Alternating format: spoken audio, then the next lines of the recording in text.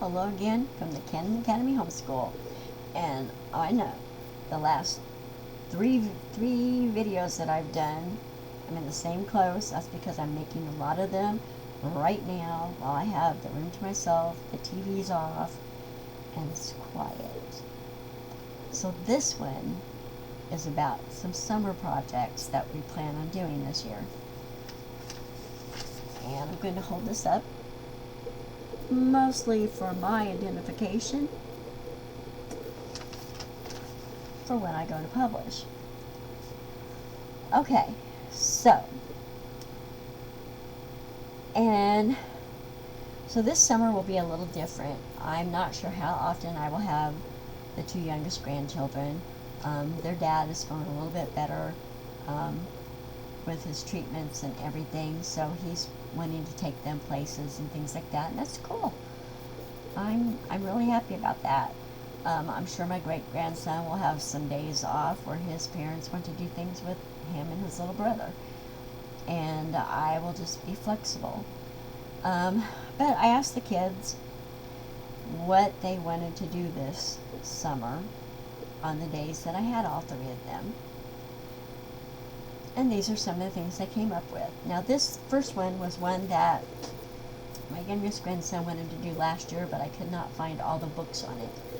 And I do plan on having them watch the movie The Brickmaker. And I hope they make it through the whole video. At least through the part where he's making the bricks. It's truly fascinating. So that is the project, homemade bricks. I am going to get my hands on terracotta clay, and we're going to make bricks out of those. We're going to take dirt, possibly sand, which will probably be playground sand, and straw. And we're going to mix it up and see if we can get those shaped like a brick and lay them out to dry. And if necessary, we might mix a little bit of the clay in, but I'm hoping we can just do it the other way so it's more leaning towards adobe. Now, I've read up on this, and I know that you're supposed to air dry them after you shape them, and we won't have the brick forms, so we will be truly doing it by hand, so to speak. And I know that we have to turn them every other day and stuff, and that it could take 7 to 28 days for our bricks to cure. And I do not have a kiln to fire them, so we're just going to hope that we can do that and have them harden enough that they can at least have them for a keepsake. Maybe if we make enough, we will try to build some little something with them out in the front yard. My neighbors already think I'm nuts for the stuff we do. I do want the kids to be able to take like a stylus or something and print their first names and the date in them before they harden. I know that if it rains, we have to cover them and hope that the rain doesn't seep in. Otherwise, you have to start all over again. We're going to discuss things like which way was the best way to make the bricks. If we can figure a way to fire them and stuff, how did we do that? Did they explode? Did they not explode? Did they crack? Different things like that. We might even use a third way to make the bricks, because we might try to make all three of these, is get some Quikrete and make it out of those as well. So they may all end up with 3 bricks and stuff. And I'm debating on having my middle great grandson come over and be part of this project. He is 6, and he has not been to my house for a school day yet. He is going to start in the fall, so we are going to invite him over for different projects through the summer so that he can get used to being here.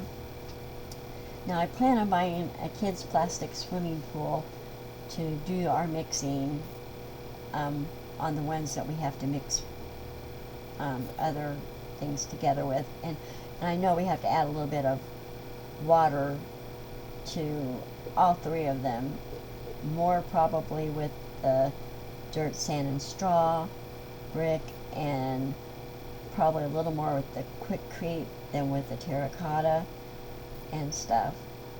So we'll talk about things like that too. We'll use the pool to mix our ingredients together, and then I'm going to lay like a plastic tarp or something on the ground, and we'll form our bricks, and then they can do the stylist to sign them. And then we'll just hope we're going to try to do it on a week or 2 where it's super hot and sunny, and see where we go from there. Now that swimming pool is also going to come in handy for our next experiment, which I will have all 4 of the kids here if I can. The oldest great-grandson wanted to do a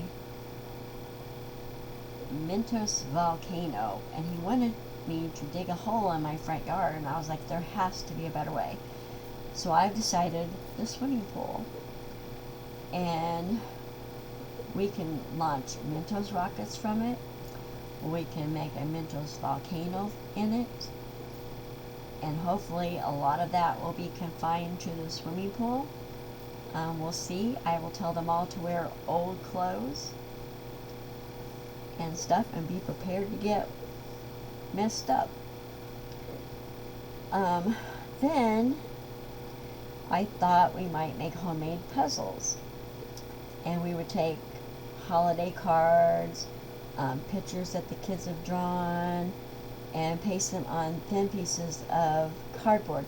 You know, the kind that are on the back of notebooks and things. Because we can cut the spiral part off and the holes and just make the puzzle that size. And that gives it some stiffness and everything. And then they can just take their scissors and just cut it all wonky and match them up. And that might be for the older 3, because I don't know how much the 6-year-old has used scissors. And I do have kid scissors, the safety scissors and the older kid scissors and stuff. Project number 4 is just plain crafts. Anything from painting to Play-Doh to chalk drawings, jewelry making, taking twigs and strings and making art out of them. I saw this on Pinterest. And all the kids have yards where there are a lot of twigs and branches, so that shouldn't be a problem. And some drawing, just plain old drawing. Trying to read my handwriting here.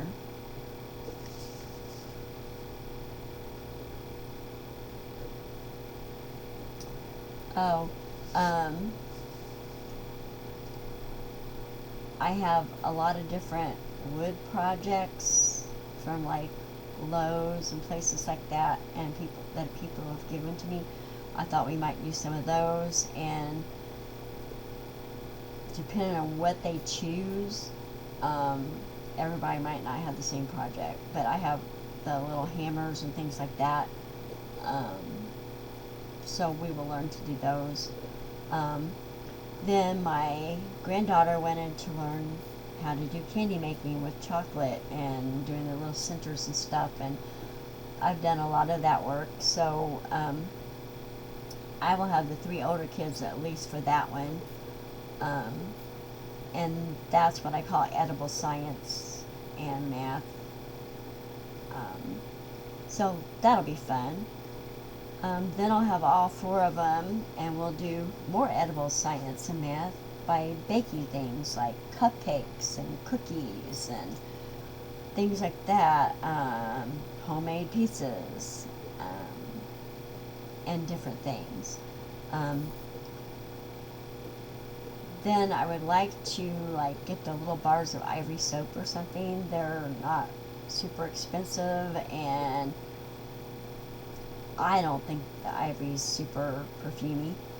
And start them out with plastic knives and teach them how to carve things from that soap, and then maybe later on get a different knife to use. Oh, and then we have some robots.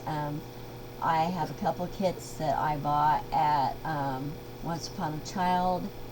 They were new and hadn't been opened. One that I bought at Yard Sale, it was new and hadn't been opened. Different styles of solar robots and battery operated robots. And then I've seen a few on Pinterest I would like to try. And that would probably be mostly the older kids, but I haven't quite decided yet. And then last year, the three older kids got into journaling.